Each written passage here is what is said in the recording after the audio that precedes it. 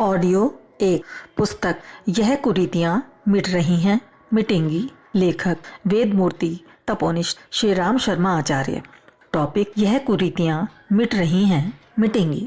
अपव्यय एक स्पष्ट अनैतिकता है। जो व्यक्ति अपनी स्थिति से अधिक अनुपयुक्त कार्य में खर्च कर रहा होगा उसे अविवेकी कहा जाएगा। कुछ अविवेकी ऐसे भी होते हैं जो एक सनक तक सीमित रहकर मनुष्य की मनोदशा को अस्त व्यस्त करते रहते हैं। कुछ अविवेक ऐसे होते हैं जो सीधे भले ही अनैतिक ना हो पर उनके परिणाम अनैतिक होते हैं। शराब पीना, यूं अपनी मर्जी की अपने पैसे से खरीदी हुई वस्तु पीना मात्र एक साधारण सी क्रिया है। उसमें दलील के लिए यह भी कहा जा सकता है कि अपनी जेब का पैसा चाहे जिस काम में खर्च करने का अधिकार मनुष्य को है। फिर शराब के पीने में क्या बुराई? पर थोड़ा गंभीरता पूर्वक विचार करने से स्पष्ट हो जाता है कि दलील थोती है। शराब पीने के जो दुष्परिणाम होते हैं उनसे शारीरिक, मानसिक और सामाजिक परिस्थितियां लड़खड़ा जाती हैं। मनुष्य न करने लायक काम करने लगता है, न कहने लायक बातें कहने लगता है। अस्तु नशेबाजी को उसके दुष्परिणामों के कारण अवांछनीय ठहराया गया और उसका उपयोग हर धर्म में निषिद्ध ठहराया।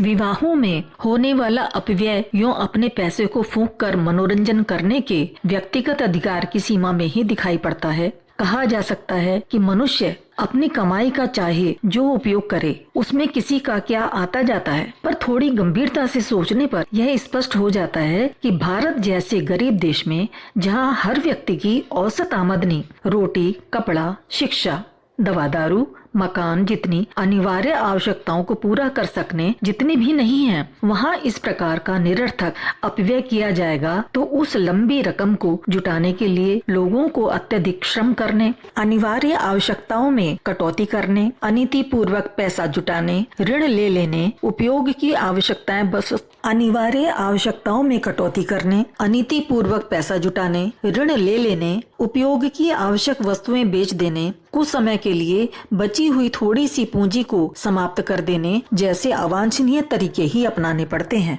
मानव स्वभाव की दुर्बलता के अनुसार एक की देखा देखी दूसरे को ऐसे कार्यों के अनुकरण की इच्छा होती है। फलतः अमीरों की देखा देखी गरीब भी वैसा ही करना अपनी प्रतिष्ठा का प्रश्न बना लेते हैं और एक अनुपयुक्त परंपरा चल पड़ती है। यह अवांछनीय परिपाटी अगणित प्रकार के दुष्परिणाम उत्पन्न करती है।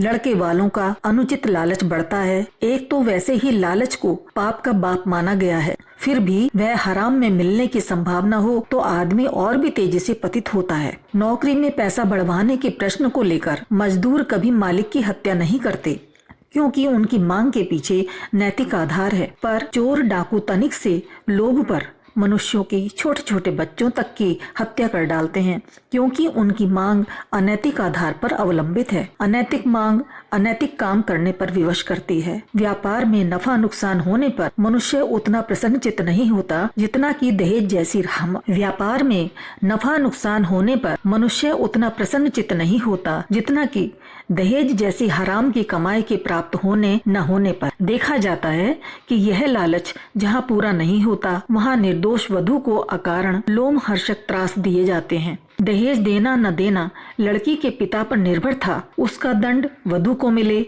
इसमें अनीति और हृदयहीनता की ही झांकी होती है। जिसने लड़की दी है उसे लड़के वालों की मनमर्जी की रकम भी देनी चाहिए। यह उसकी विवशता का लाभ उठाना है। उस मांग के पीछे कोई नैतिक आधार नहीं। अनैतिक मांग का एक परंपरा के रूप में विकसित होना किसी समाज के लिए कलंक ही सिद्ध होता है और उसके दुष्परिणाम भी उसे भुगतने पड़ते हैं, जैसा कि हम भुगत रहे हैं। लड़के वाले पैसा मांगते हैं, लड़की वाले को देना पड़ता है। अब जब उस लड़की वाले को अपने लड़के का विवाह करना पड़ता है तब वह भी अपनी क्षतिपूर्ति के लिए वैसे ही मांग करने लगता है। यह भूल जाता है कि लड़की के विवाह के समय उसे कितनी कठिनाई उठानी पड़ी थी या उठानी पड़ेगी। लड़की के विवाह के समय दहेज का विरोध करना और लड़के के विवाह का समय आने पर समर्थन करने लगना, इस दोमुही नीति को अपनाने से समस्या का कोई हल नहीं निकल सकता। हमें एक ही रास्ता अपनाना पड़ेगा, एक ही नीति निर्धारित करनी पड़ेगी। सामान्य विवेक का तकाजा यही है कि विवाह एक साधारण सा घरेलू संस्कार मात्र रहे। उसमें सामान्य पर्व उत्सवों जैसा छोटा आयोजन किया जाए और उपहारों का आदान प्रदान मात्र प्रदर्शन के लिए नहीं वरन अपनी वास्तविक स्थिति के अनुरूप किया जाए। इसका प्रदर्शन न हो, ताकि वह किसी की प्रतिष्ठा अप्रतिष्ठा का प्रश्न न बनने पावे। समय की मांग है कि विवाहों का स्वरूप सादगी भरा हो, जिससे गरीब अमीर किसी पर भी अनावश्यक दबाव न पड़े। इसी वातावरण में विवाहों के बारे में हर एक को निश्चिंतता रह सकती है। कन्या को सुयोग्य एवं सुशिक्षित बनाने पर ध्यान दिया जा सकता है। ऐसी ही परिस्थितियों में कन्या का जन्म एक भार एवं दुर्भाग्य मानने की मान्यता बदल सकती है और लड़कियों के प्रति जो हे भाव रखने की मनोवृत्ति है वह दूर हो सकती है। अवांछनीय कमाई के प्रति भी एक हिंदू गृहस्थ का आकर्षण तभी कम होगा जब वह विवाहों की ओर से निश्चिंतता अनुभव करेगा। आज की व्यापक अनैतिकता का एक बहुत बड़ा कारण हमारी प्रचलित कुरीतियां हैं। इनका उन्मूलन किए बिना हम ना तो नीतिवान बन सकते हैं और ना विवेकवान। प्रचलित मूर्खता को बदलने के लिए प्रयत्न करना आज की स्थिति में हिंदू जाति की व भारतीय समाज की सबसे महत्वपूर्ण सेवा मानी जाएगी। आवश्यकता इस बात की है कि हम में से प्रत्येक यह प्रण कर ले कि वह अपने पुत्र के विवाह में कोई दहेज स्वीकार न करेगा और उत्सव का स्वरूप छोटे से छोटा और पूर्ण सादगी का रखेगा। जब तक यह स्थिति सुधरने में नहीं आती, तब तक उसे लड़की को कुछ देने के बारे में या उत्सव का स्वरूप बनाने में लड़के वालों की मर्जी पर चलने को विवश होना पड़ता है। इसलिए फिलहाल उसमें कुछ ढील भी रखी जा सकती है, पर लड़के के विवाह में ऐसी कोई विवशता नहीं है। लड़के वाले ऐसा साहस और त्याग करना चाहें तो उन्हें किसी प्रकार की कोई कठिनाई सामने न आएगी। अनेकों लड़की वाले उनकी घोषणा का स्वागत करने को तैयार होंगे। इसी प्रकार लड़कियों पर लड़कों से दहेज लेने की प्रथा जिन पर्वतीय एवं आदिवासी लोगों में प्रचलित है, वहाँ लड़की वाले यदि दहेज न लेने की घोषणा करें तो अनेक लड़के वाले उनका स्वागत एवं सहयोग करने के लिए आगे उपस्थित होंगे। जिसको दहेज नहीं लेना है उसी को त्याग करने के लिए आगे बढ़ना होगा। पहल करने की जिम्मेदारी उसी की है। वाक शूरता का युग चला गया, अब हमें कर्मवीर बनना चाहिए। जिन विचारों को सही मानते हैं उन्हें व्यवहार में लाने का साहस भी होना चाहिए। यह मनुष्यता की मानवीय अंतरात्मा का अपमान है कि जिस बात को मनुष्य ठीक समझे उसे कार्यान्वित कराने के लिए साहस करने में न हिचकिचाए। कायरता एवं भीरुता इसी को तो कहते हैं। हमें न तो कायर बनना चाहिए और न भीरु, वरन एक ईमानदार, सहृदय, सच्चरित्र और साहसी व्यक्ति की तरह जो बात विवेक युक्त है उसे अपनाने के लिए हिम्मत के साथ आगे बढ़ना चाहिए। लोग हंसी या विरोध करेंगे इसकी तनिक भी परवाह नहीं की जानी चाहिए। कुमार्ग पर चलते हुए लोक निंदा का ध्यान रखना चाहिए, पर सत्य और विवेक की दिशा में कदम बढ़ाते हुए सारा संसार एक ओर हो तो भी अकेले चल पड़ने की हिम्मत रखनी चाहिए। मनुष्यता का गौरव ऐसे ही साहस में सन्निहित है। प्रसन्नता की बात है कि ऐसी विवेकशीलता हमारे समाज में तेजी से जागृत हो रही है। अनेकों व्यक्ति ऐसे साहसिक कदम उठा रहे हैं। भेड़ चाल चलने वाले जहाँ घुसपुस विरोध करते हैं, वहाँ अगणित विवेकशील उस साहस की भूरी भूरी प्रशंसा भी करते हैं और उन अग्रगामी लोगों की हिम्मत के पीछे वातावरण बदल जाने एवं कुरीतियों के टूट जाने की संभावना का दर्शन करते हैं। ऐसे हर साहसी के ऊपर अनेकों अभिभावकों एवं कन्याओं का अदृश्य आशीर्वाद बरसता है, क्योंकि वे उद्धारकर्ता देवदूत के रूप में उनकी कठिनाइयों के समाधान का द्वार खोल रहे हैं।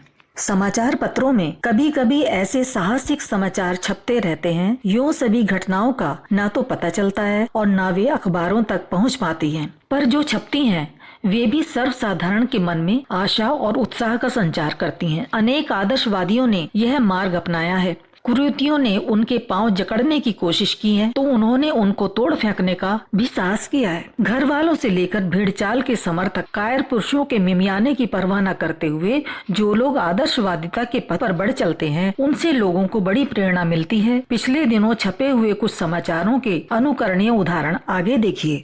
आदर्शवादिता की ओर बढ़ते हुए कदम। दहेज में सिर्फ 1 रुपया। काशीपुर नगर के एक वैश्य परिवार में हुई आदर्श शादी की यहाँ चर्चा है। इस विवाह में वर पक्ष वालों ने सिवाय 1 रुपए के दहेज के और कुछ नहीं लिया। यह शादी नगर के श्री V.M. गुप्त की सुपुत्री कुमारी गिरजेश गुप्त व सरसावा जिला सहारनपुर के श्री पूर्ण प्रकाश गोयल की हुई। वर तथा वधू दोनों ही उच्च शिक्षा प्राप्त हैं। इस बारात में भी केवल 9 व्यक्ति ही आए। मालिक के लड़के का मुनीम की लड़की से विवाह। डबरा स्थानीय प्रसिद्ध firm Shri Narendra Lal and company के मुनीम श्री जेठालाल जी की सुपुत्री नैना कुमारी हायर सेकेंडरी उत्तीर्ण का पाणी ग्रहण ग्रहण संस्कार इसी फर्म के मालिक श्री सेठ केशव लाल के सुपुत्र श्री रमेश लाल BSc के साथ बिना किसी दहेज आडंबर के पूर्ण सादगी के साथ संपन्न हुआ। फर्म के मालिक श्री केशव लाल ने दहेज इत्यादि के लोभ को तिलांजलि देकर अपने ही एक छोटे कर्मचारी की पुत्री को वधू रूप में स्वीकार किया। इस आदर्शवादिता के लिए सर्वत्र उनकी भूरी भूरी प्रशंसा की जा रही है। पूर्ण सादगी के साथ विवाह। रघुराजपुर फतेहपुर में युग निर्माण योजना से प्रभावित होकर परिवार के एक सक्रिय कार्यकर्ता कुंवर उदय भानु सिंह ने अपने भतीजे की शादी में पूर्ण सादगी और मितव्ययता की व्यवस्था रखी। किसी प्रकार का दहेज स्वीकार नहीं किया गया। कन्या पक्ष का कुल व्यय 100 रुपए से भी कम हुआ। इस आदर्श विवाह का इस क्षेत्र में